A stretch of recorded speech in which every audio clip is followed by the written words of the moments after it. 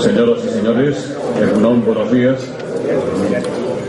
Como presidente de Nueva Economía Forum tengo el placer de darles la bienvenida al acto de clausura de este curso en la tribuna Euskadi del Fórum Europa, que organizamos con la colaboración de BBK y Petronor. Hoy tenemos la especial y doble satisfacción de recibir al presidente del Senado, don Javier Rojo, que será el ponente, y también al presidente, al lehendakari del gobierno vasco, don Patxi López, que va a hacer la presentación del ponente. La tribuna es suya.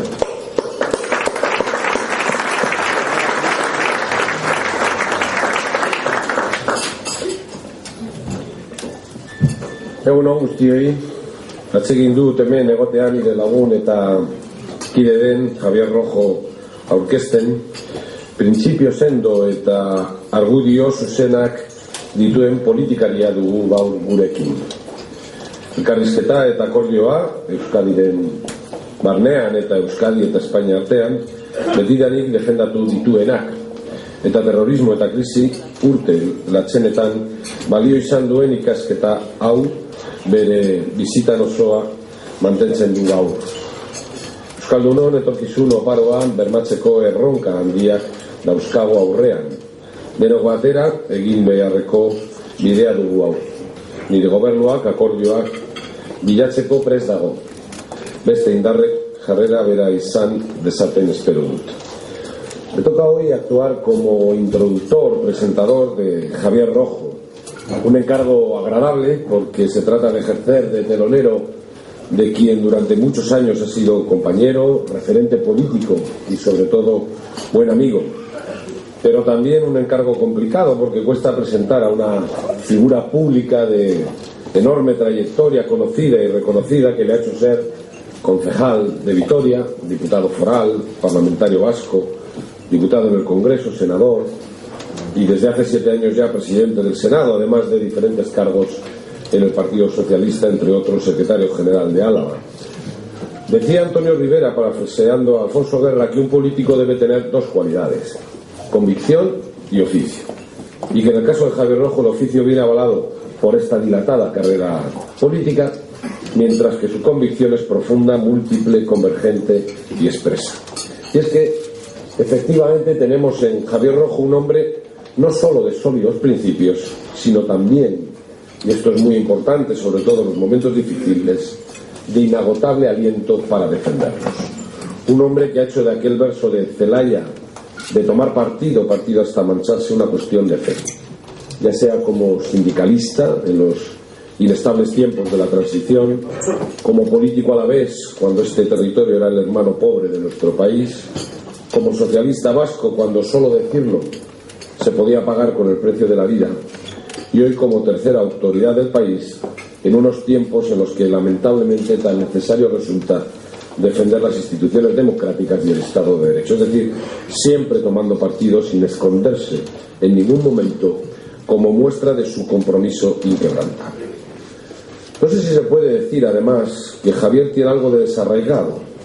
Navarro de nacimiento y a la vez de vocación, se ha pasado media vida a caballo entre Euskadi y Madrid. Pero esta mudanza permanente, lejos de ser una carga, seguramente ha sido uno de sus atributos, porque me ha facilitado una visión global de la política, de la vasca y de la española a la vez. Y aún diría más, ha moldeado su discurso y su ideario político, dejándole una marcada impronta de búsqueda constante de consensos y de complicidades. En este caso, el emisor es el mensaje, y su continuo ir y venir de Vitoria a Madrid, de Madrid a Vitoria, se ha convertido en la imagen misma de su labor: tender puentes entre diferentes, buscar entendimientos entre los vascos entre sí y de estos con el resto de los españoles. Su defensa del autonomismo y del pacto entre vascos por un lado, y del encaje de Euskadi dentro del Estado autonómico con los derechos y libertades que nos garantizan el Estatuto y la Constitución por otro, dejaron hace tiempo de ser una respuesta al soberanismo nacionalista para convertirse en un auténtico leitmotiv de su argumentario. Como lo es también su incansable afán de cambio, su afán reformista. Javier Rojo lleva años peleando pese a los numerosos obstáculos encontrados por la reforma del Senado, que hoy se presenta más necesaria que nunca. Si antes de la crisis este proyecto era urgente, ahora resulta simplemente inaplazable. Lo mismo que ocurre con muchos de los debates que tenemos desde hace años pendientes en Euskadi, el modelo de país, la convivencia. De todos ellos estamos obligados a hablar y a buscar consensos. Y resulta más necesario que nunca insistir en este camino. Los resultados del 22M nos han dejado la fotografía de una Euskadi fragmentada, con sus 4 instituciones principales pintadas de un color diferente. Y 2 son las opciones que se nos abren: recuperar dinámicas pasadas de enfrentamiento e intentos de marginar al adversario, o trabajar de forma conjunta en la búsqueda de consensos que hagan avanzar a este país. Es evidente por cuál de estas 2 alternativas apostamos tanto Javier como yo. De hecho, hace 2 años, Javier Rojo escribía en un artículo, decía: en Euskadi, los demócratas tenemos que sumar no solo políticas, sino también solidaridades y afectos. La regeneración ética que precisamos no surgirá por generación espontánea. Vendrá de la recuperación del diálogo, del sosiego y del reconocimiento del otro, desde la puesta en común de lo que nos une, desde el respeto a las reglas del juego que nos hemos dado y desde la lealtad. Bueno, hago mías estas palabras, hago con ellas un llamamiento al resto de las fuerzas políticas del país para que juntos construyamos ese proyecto colectivo que es Euskadi, y les dejo con el hombre que las escribió y que ha hecho de ellas su razón de ser, Javier Rojo.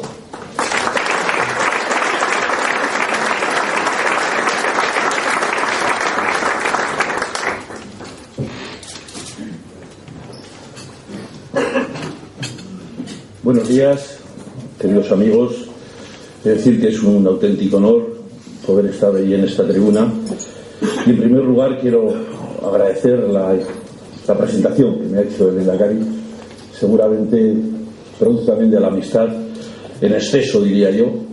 Agradezco tus palabras, Pachi, y sinceramente, pues bueno, me siento bien, primero que me presentes, y segundo, aunque te hayas excedido en los halagos, bueno, pues no cabe duda que acostumbrados también a que a uno les saludan de vez en cuando, que hablen bien de uno, pues sinceramente uno agradece estas cuestiones. Por tanto, quiero decirte, Lehendakari, que agradezco mucho tu presentación. Y asimismo quiero agradecerle a José Luis Rodríguez la oportunidad que se me da para estar hoy aquí en Bilbao, y también agradecerle, lo quiero hacer aquí públicamente, el que tenga esta tribuna no solamente en Bilbao, sino en distintas partes de España, donde verdaderamente le ha dado el sentido a la política también, y el sentido lo que supone en una sociedad plural, democrática, el que podamos expresarnos, plantear las cosas desde la libertad, entendiendo que estos foros, no diré que son necesarios, me parece que son fundamentales también en la vida democrática.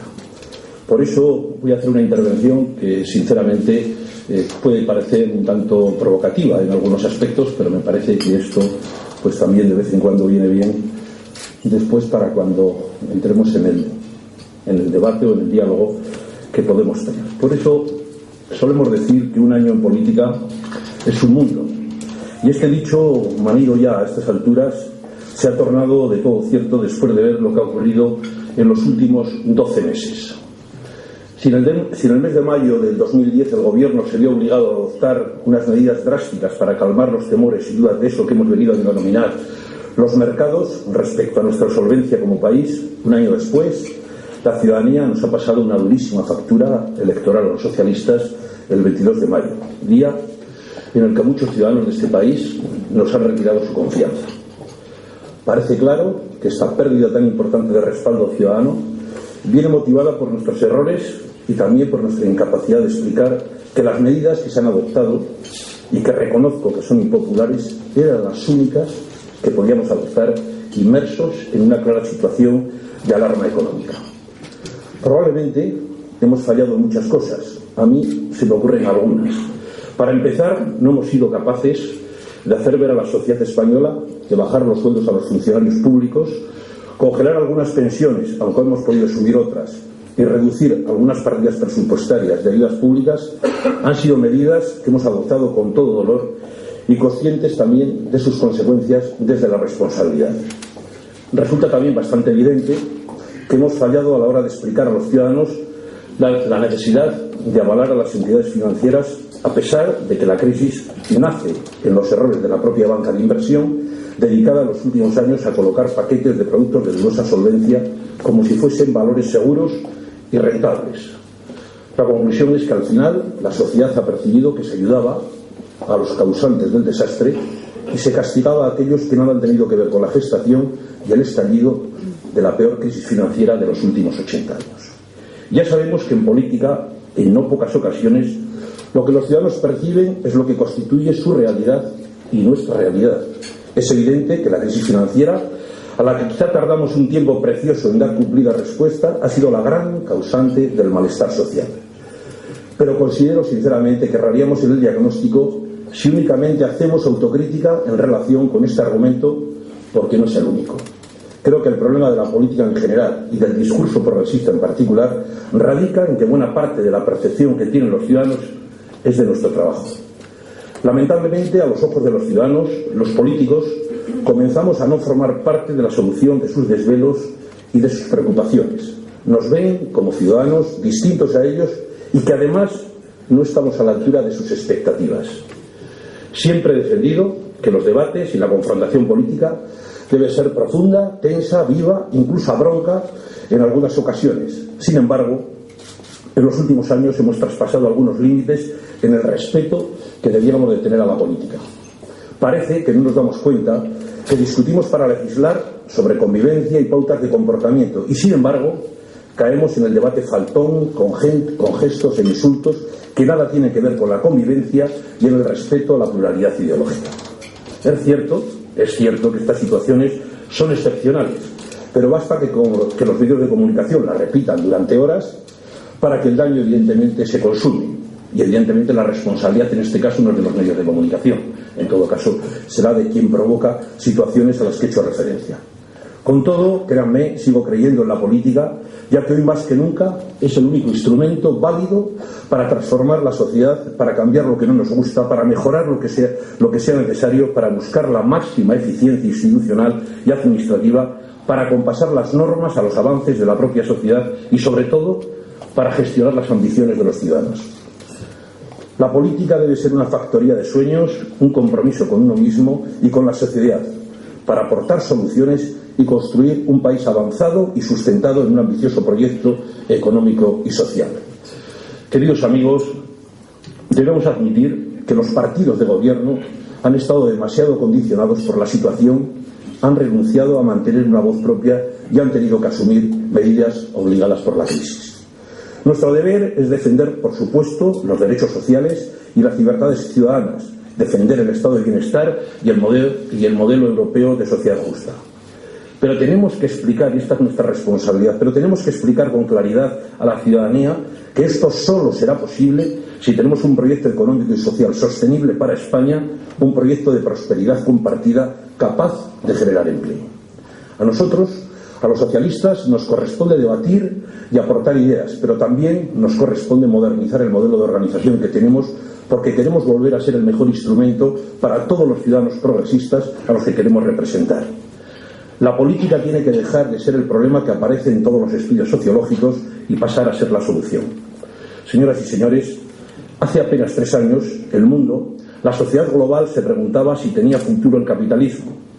La crisis inmobiliaria, crediticia y de materias primas se había convertido en una tormenta perfecta de la que no se sabía cómo evitar y cuánto habría de durar. Muchas voces afirmaban que estamos ante la peor crisis financiera desde el hundimiento de la bolsa del 29 y de la crisis del petróleo del 73. El diario The Independent, allá por abril de 2008, señalaba: asistimos nada menos que al desmoronamiento del liberalismo, el modelo ideológico y económico dominante en los últimos 30 años. Y lo que no se sabía todavía es que quedaba lo peor por llegar: el desplome de la gran banca de inversión. Ante esta situación, los líderes mundiales, en una acción coordinada, salieron desde el principio al rescate del sistema financiero. Los países de la Unión Europea decidieron también respaldar con sus medios sus respectivos sistemas financieros, en el convencimiento de que de ello dependía la salud y el futuro de sus empresas, los empleos, los ahorros de sus ciudadanos, en definitiva, del sistema productivo. Pues bien, ya ha pasado tiempo y el panorama se antoja todavía sombrío